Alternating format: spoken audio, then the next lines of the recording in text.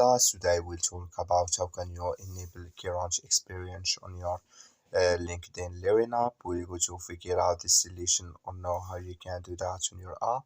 All you have to do, you just go down, click here on my Learning down here. When you click on it, it's going to take you to this list, and all you have to do now, just click on your name. When you click on it, it's going to take you to your profile. You go above this sign, click on it here.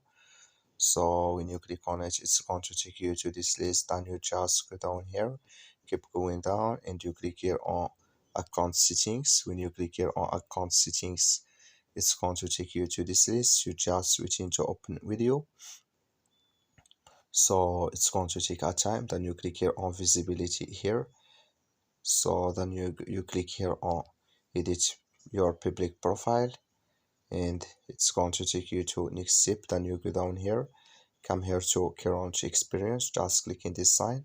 Then it's going to show for you here Key-Launch experience enable with us now. That's all you have to do. Thank you for watching. Don't forget to support us by liking and subscribing.